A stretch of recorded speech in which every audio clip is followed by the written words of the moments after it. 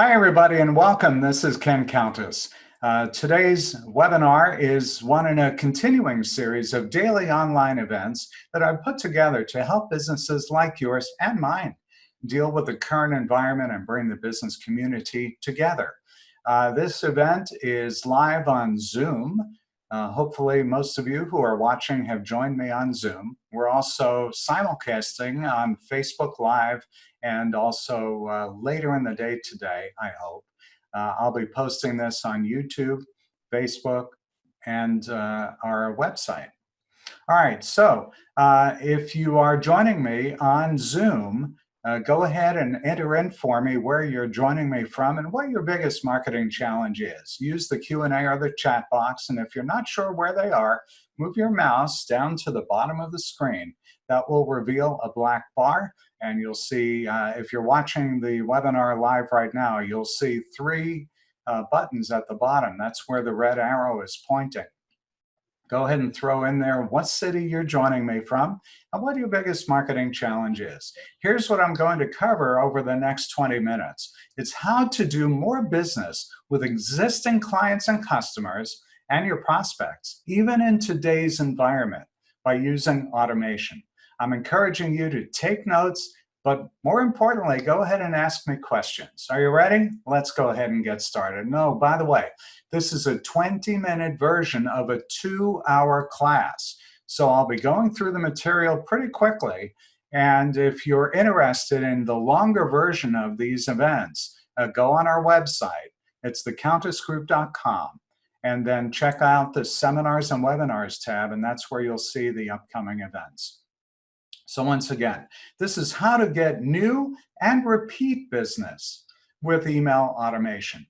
There are several challenges for small business owners, whether you're in an environment like we had about a month ago where everything was okay, or now where we're being forced to do things virtually because so many of us are on some sort of a lockdown.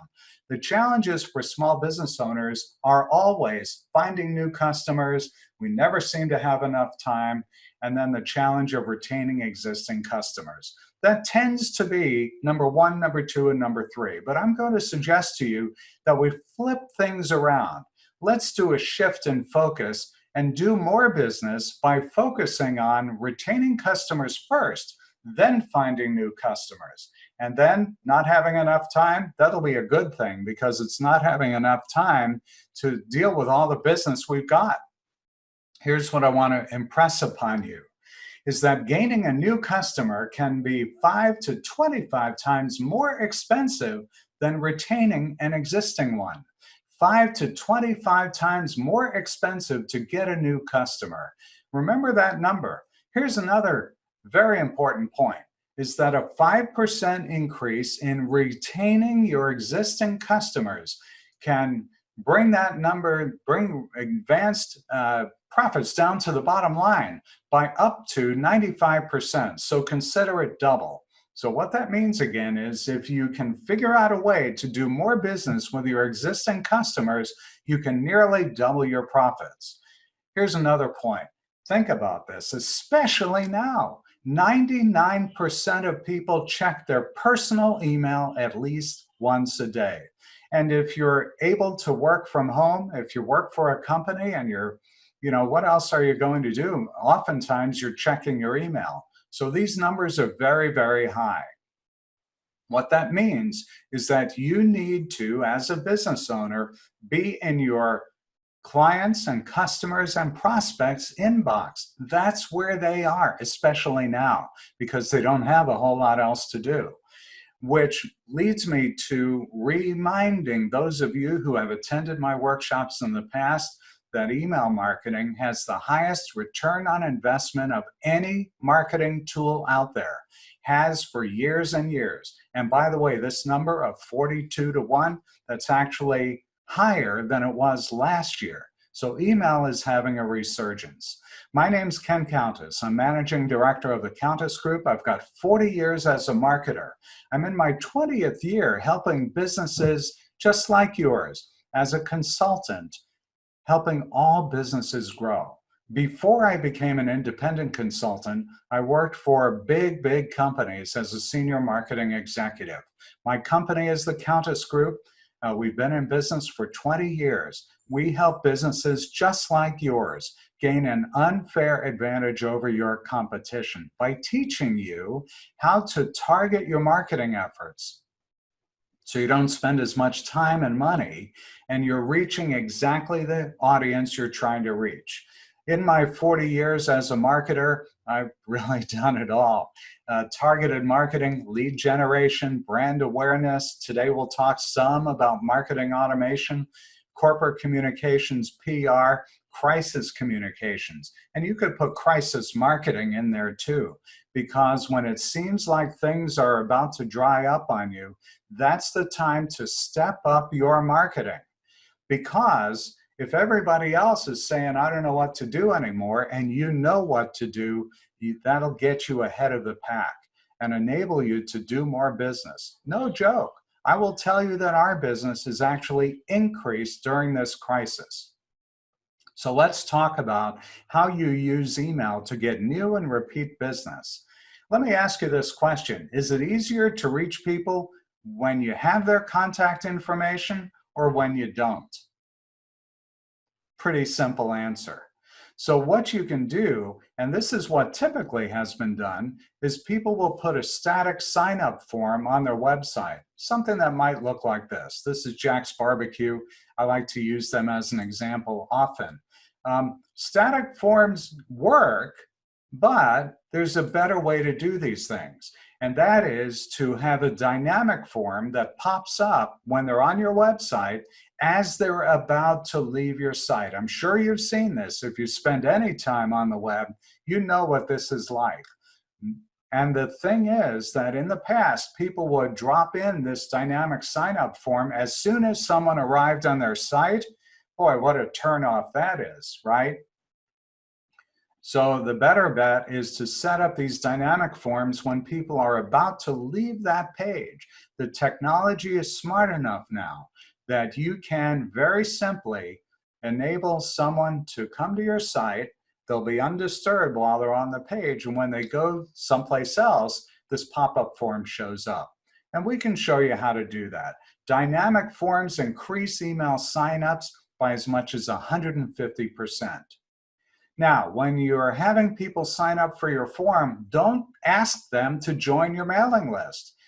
Who wakes up in the morning saying, gee, I can't wait to sign up for another newsletter. I can't wait to get more email in my inbox. So don't ask people to join your list. Don't make it about receiving more email. Instead, here's tip number 2, focus on what's in it for them. When they sign up for your list, tell them that they can receive promotional discounts. They can receive exclusive content. If you're a nonprofit, they can continue to show support for your organization. Now, we don't have the time in 20 minutes to go through all the examples. Let me just give you one, and that's in the retail world. When someone goes to the site, maybe as they're about to leave, they get a pop-up that says, hey, if you add your email address, we'll send you a 15% off discount on your next purchase. In the B2B world, business to business world, maybe it's something like sign up to get a free consultation. That's what we do. I offer a free 15-minute consultation to people who sign up for our list. And in the nonprofit world, maybe they sign up, let's say it's a pet adoption. Sign up to receive a free adoption guide.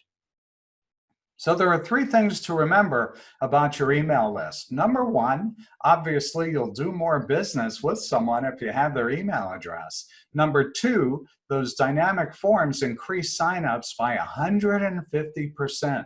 And number 3, focus on what's in it for them when they sign up for your list.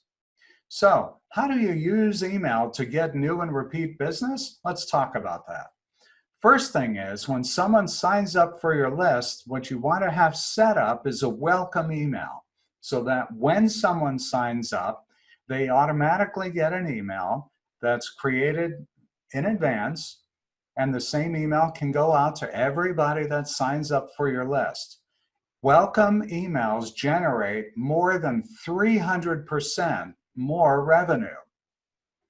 And 77% of the people using this kind of automation see an increase in conversions. Conversions means sales by using automation. So you can engage them right away with a welcome series. Email number one may be a welcome that gets sent immediately. It delivers an asset to them. If you're watching this live, you see that when someone signs up, in this case for Southside Cycling, they get a 15% discount. But set expectations. Tell them how often to expect an email from you. The open rates for welcome emails average about 50% compared to only 16% for an average email series. And you can engage right away with that welcome series. Maybe it's a simple invitation to connect with you on social media. Send that out a couple of days later. Invite them to connect with your social media page and let them know too how to reach out to you. Remember, it's timely engagement that matters. So you can use automation to build relationships and just use a simple welcome series. It doesn't have to be very complicated. So 2 steps, a delivery of a welcome email, and then second, a few days later, an invitation to connect with you on social media. So how do you do more business? By sending these relevant emails? Once again, 77% of automation users see an increase in conversions. So one of those ways to use automation might be like a birthday email. If you're in the restaurant or fitness business, this is something you definitely should be using. It triggers on or before a specific date every year. So in the case of a birthday, if you ask people when they sign up, when their birthday is, you can have the system set up to send out a birthday greeting a week, 2 weeks, same day, but celebrate them, make them feel special. Open rates for birthday emails are in the 34% range, which is more than double an average email open rate. Maybe it's an anniversary email. Could be a wedding anniversary. Maybe it's an annual milestone. Maybe someone's been a member for a year. Maybe they have, some other milestone that they're celebrating. Help them celebrate. But just know that everybody is different. So you might use automated email series for lots of different reasons. Now, the next step is using an automation series. You can automatically be there in their inbox the next time around without having to do anything. You set it up one time and let the system take care of the rest. So these might be some email triggers. Someone receives an email from you, they open the email, they click on any link in that email, which triggers another email to go out, and you determine the day and the time. Maybe it's the same day, maybe it's a few hours later, maybe it's a few days later, but you can have a virtually unlimited number of emails that get triggered. You can also have an email go out when someone joins your list. So you can find an interested audience on a variety of subjects. We go back to Southside Cycling, where if you're not sure exactly what their interests are, you can send an email to that broad group of contacts in your list. And when they click on various links in the email, it really enables them to self-segment, because you'll know which link they're clicking on, and you could have them then automatically assigned to a list that's relevant to their interest. That allows you then to also follow up with timely, relevant information. So when you have this follow-up information, give them reasons why they should be on your list. Once again, using Southside Cycling, and by the way, I know there are people of all industries on this call. I know that. But in 20 minutes, there's only so much we can touch on. So if you have questions about your specific industry, whether you're retail, some other consumer business, you're business to business, you're a nonprofit, reach out to me. I'll be happy to talk to you. So in this example of Southside Cycling, Um, in this email that you're watching on screen, it says 3 reasons to join the cycling club. Sign up free today. Number 2, you might want to have in that second email, highlight a unique aspect of your business. What makes you different? Southside Cycling again, learn from the best. Join the club to learn from John, who's the best at what he does. Email number 3 might be invoke FOMO. You know what FOMO is? It's the fear of missing out. So this email says, hey, are you ready to have a great experience? Join the cycling club. Once again, fear of missing out. If you don't join the club, you might miss having that great experience. In the B2B world, quick examples, send out again to the broad group of contacts. Gauge their interest in this example for French consulting in their website service. If they're interested, they click on a link and you can follow up with them with timely information. So in the B2B world, an automated follow-up might look like, number 1, they sign up or you invite them to sign up, give them reasons why they should sign up. In the first example here, it's to schedule a consultation. Email number 2 might be that they have over 15 years of experience. That would be a good reason to sign up for their list. And email number 3, once again, fear of missing out. Hey, if you connect with us, you'll get the website that you've always wanted. Then there's the re-onboarding series. So number 1 is, again, Southside. We talk about keeping your bike in tip-top shape. Number 2, educational info. 10 things every cyclist should know. And then number 3, ask them for feedback. So send more timely, relevant emails. These 3 areas. Gauge interest from your contacts, create triggers and interest lists, and then automate with relevant, timely information that they've asked you for. Put your email marketing on autopilot. That's really what this is about. It's not about having to sit in front of your keyboard and hammering out emails for everybody individually. This is having a system that does it for you. So you can use dynamic forms to increase your signups, engage with your new contacts as they do sign up, get them into a welcome series, and then use click segmentation and automatically send them timely, relevant information. Here's another tip. Using those dynamic forms can be so powerful. Jack's Barbecue does it. When people sign up for their list, they get the dynamic pop-up form invites them to sign up for the list. And when they sign up, they get a free dessert on their next visit. That's a pretty good invitation, isn't it? So my encouragement to you is to employ technology to stay in touch with your customers. It's pretty easy to do. If you're not already using an email marketing service, those of you who have been on my list for some time know that I am one of Constant Contact's top trainers. And you can get a free 60-day trial, and we give you free training. Go to this URL. It's www.completelyfreetrial.com. www.completelyfreetrial.com. That'll take you to a page that enables you to sign up for a free account, and we'll give you training.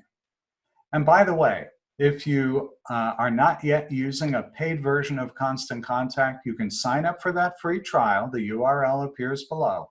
But we'll also give you free, when you convert to a paid account, a free website builder. So if you've got a website already and you want to spiff it up, awesome. If you don't have a website, here's a way that you can do that free. It saves you $240 a year. That's amazing, isn't it? For a service that only costs $20 a month to get started. All right, listen, we've got about 10 minutes to jump into Q&A. So what I want you to do now is 2 things. I'm going to, number 1, put another poll up there. Let me go ahead and do that. Let's put a poll up here. What I want to know from you is what did you think about this webinar so far? 20 minutes, it doesn't give us a whole lot of time, but it should give you at least some information that you can be dangerous. You could talk somewhat intelligently about something you may or may not have known much about before. So we're going to talk about the things next that are in your in the Q&A. So go ahead and ask your questions. If you're not sure, once again, where the Q&A button is, look down at the bottom of your screen and you'll see an arrow. If you're looking at my screen, go ahead and where the red arrow is pointing, that's where the Q&A box is and the chat box. I'm looking at both of them, by the way. I've got 3 different screens going on here. So if I look around, that's the reason why. So go ahead and put your questions in there. If you're not sure what to do, we can coach you or we can do it for you. My name's Ken Countess. I'm with the Countess Group. We help you gain an unfair advantage over your competition. What you see on screen now are some of the companies that we do business with, Constant Contact, of course, being one. Keep, which used to be known as Infusionsoft. Zoho is another company we partner with. They have an all-in-one package to help you run your business more efficiently. If you're interested in learning anything about any of those companies, let me know that. We are a full-service marketing consultancy. Just about anything you need to market your business, we can help you with. Email, social, websites, search engine optimization, PR, advertising, just putting a strategic plan together. And you can find me and our company all over the internet. We're on, obviously, Facebook, LinkedIn, and Twitter. We're on Pinterest. We're on Instagram. Go to our website. Just about anything you need to market your business. Follow our company on Facebook. Our company page is facebook.com/The Countess Group. Follow me on LinkedIn. If you send an invitation to me on LinkedIn, be sure you personalize it. And on Instagram, it's Instagram.com/Ken Countess Marketing. What we do is we help you gain an unfair advantage over your competition, once again, by teaching you how to target your marketing so you don't waste money reaching people that have no interest in what you do. So I want to be sure that this information is stuff that you put to work right away. So absorb what you learned, put it into practice, and then join me tomorrow at this time for another free webinar. And call if you have questions. All right, let's jump into Q&A. And while we're doing that, let me just put this offer again up here for you. Let me move those screens over so I can see what you've got on your mind. And so we had a huge turnout this morning, considering I just sent an email out at, 8:30 in the morning Eastern time. Let's see, Ron says, hey, is your Park City hat Park City, Utah? Yes, it is. Tom says, Arlington. Hey, Tom, good to see you on Arlington, Texas. Challenge is reaching target markets. We should talk about that. I know the business you're in. Call me and let's chat. Nancy says she's in Florida. That's where we are, by the way. We are north of Orlando, Florida. Biggest challenge is how to answer the question when it will be safe to return. Yeah, of course. Here in the state of Florida, we have a set of challenges in that we're the 3rd or 4th largest state. A lot of people vacation here and would love to come back. And the question is, when can they come back? I think the answer is we really don't know at this point. If you listen to the experts, they are also waving the flag saying we're not entirely sure.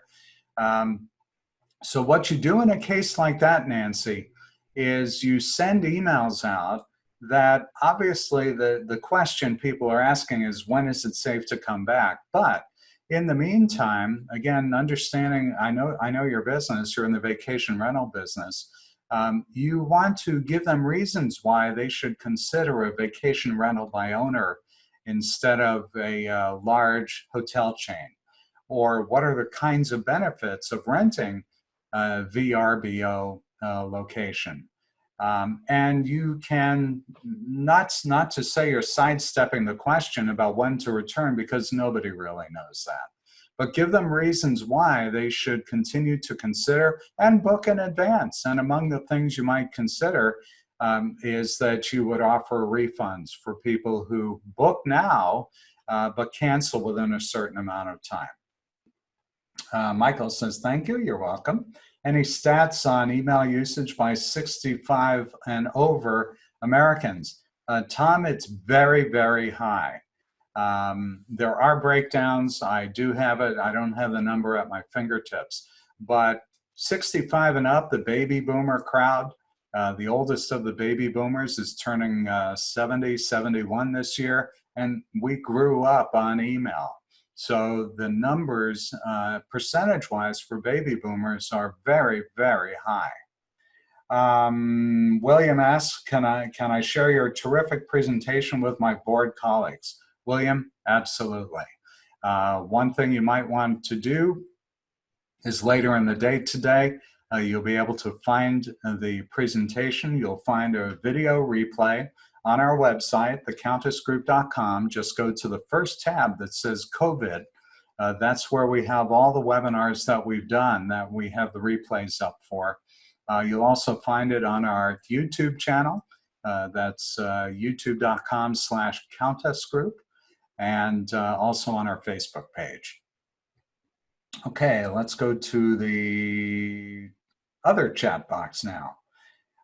Jen, let's see, let's go up here. So Jen joined us from Toronto. By the way, if you would, let me know what city you're joining me from. The reason that I asked that, by the way, is because I want to be able to segment my list. Remember, I talked about segmentation. I want to be able to segment it by time zone, so I know when people are reading their emails and when a good time to send the email would be. So Jen is here from Toronto. Ron is here from Ocala. Jen says it's the first time I've used Zoom for a webinar. Good, I hope it was a great experience for you. Rachel says she's here from Farmington Hills, Michigan. Hey, Rachel, I know you were on yesterday's event as well. New content and frequency. Yeah, you always want to have fresh content. And as far as frequency goes, Rachel, it really depends upon the type of business you're in. So if you let me know what that is, I can give you a few tips. Margot's from New York.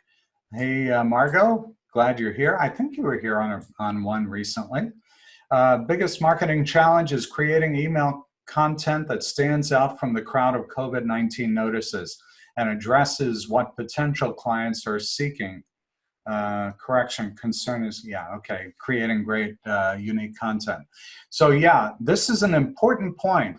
Those of you who do send email out, very important point.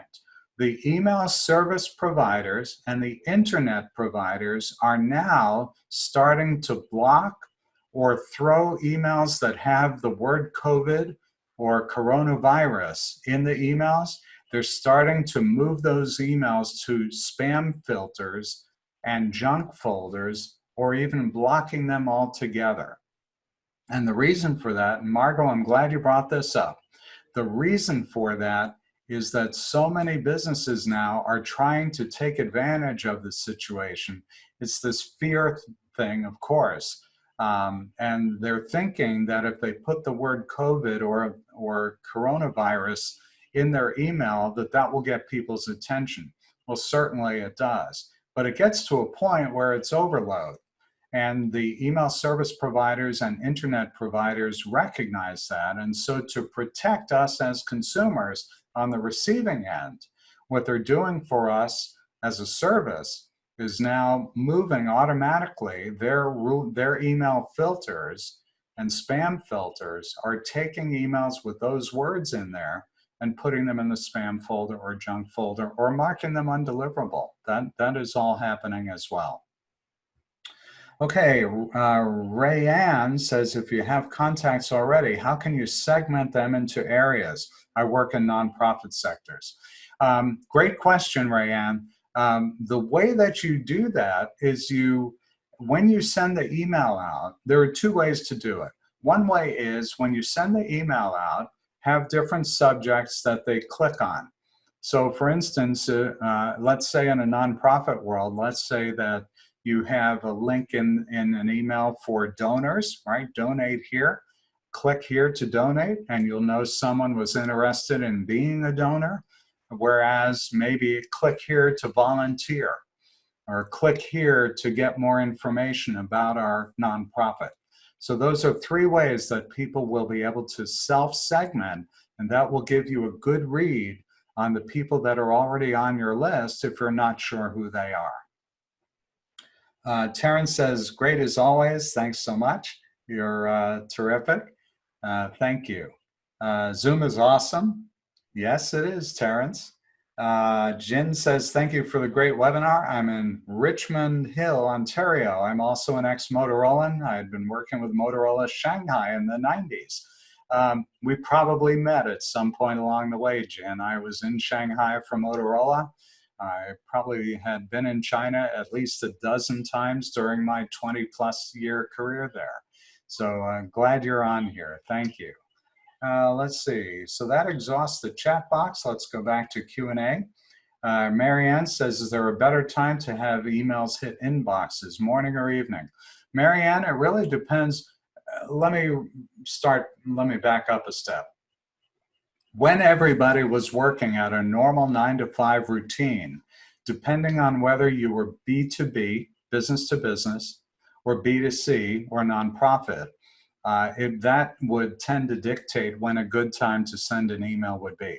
Today, it's different. The rules have changed. How? It's because so many people are now working from home. They're checking email all the time. So the old rules still apply to some extent, meaning if you're in B2B, during the midday, midweek was best. Consumers, it was evenings and weekends tended to be best.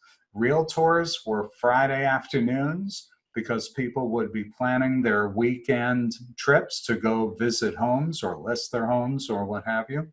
But now everything's changed. People are checking their email just about all day, every day.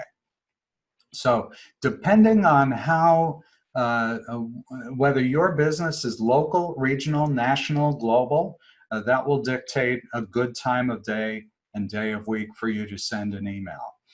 In my business, which tends to be global with the highest concentration in North America, my business spans,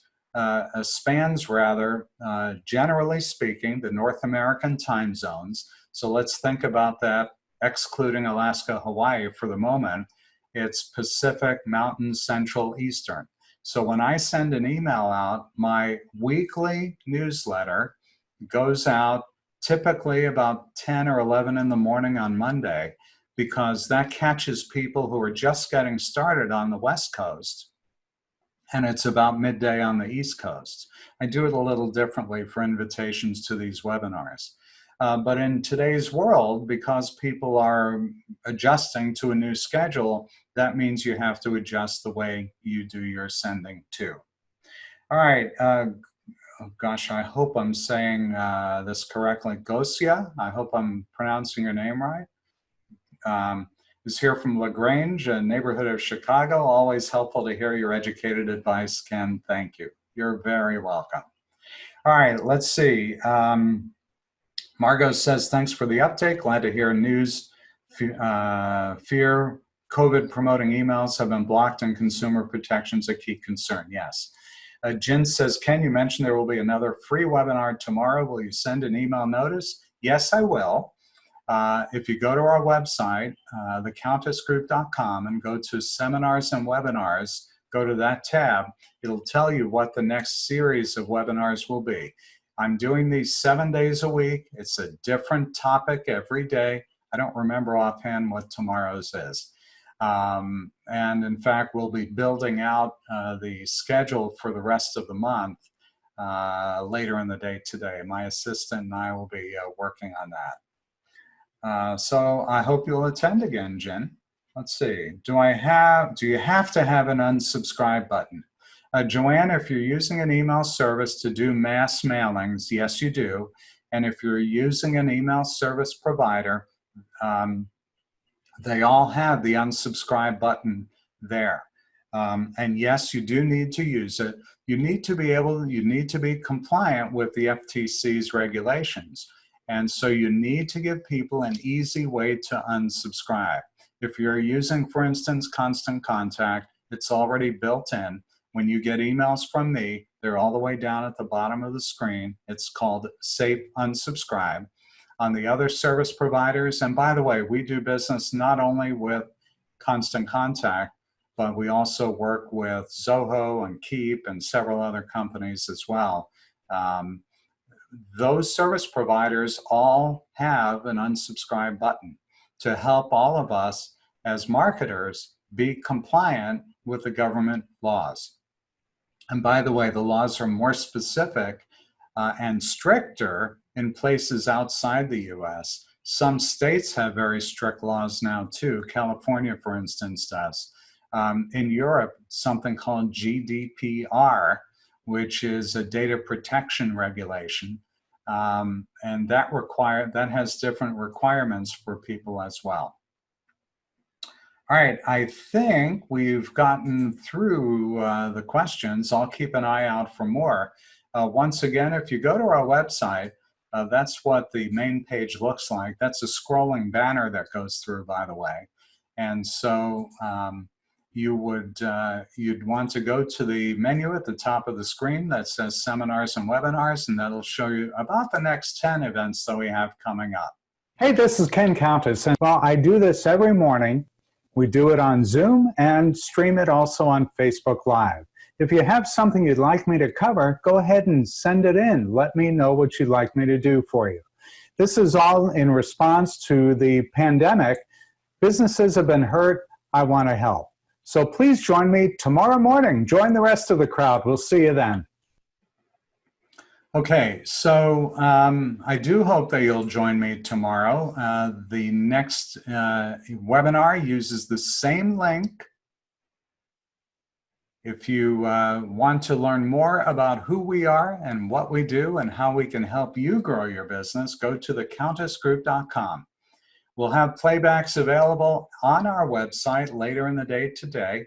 You can also find them at YouTube. It's youtube.com/thecountessgroup. So thanks so much for joining me. If you'd like to get a free consultation, go ahead and use the URL that you see on the screen. It's bit.ly/meet-with-Ken.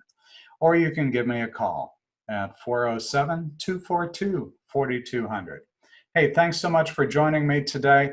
I hope you'll sign up for more of our events. Again, there's 7 days a week.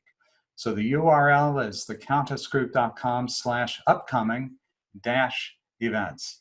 Great to see everybody today, or actually you see me, I can't see you, but great to have you here today. If you've joined us on Facebook.com, on Facebook Live, on our personal page, I'll go ahead and I'll review the comments and questions there and answer them within the next half hour. So hope to see you again tomorrow. Bye for now.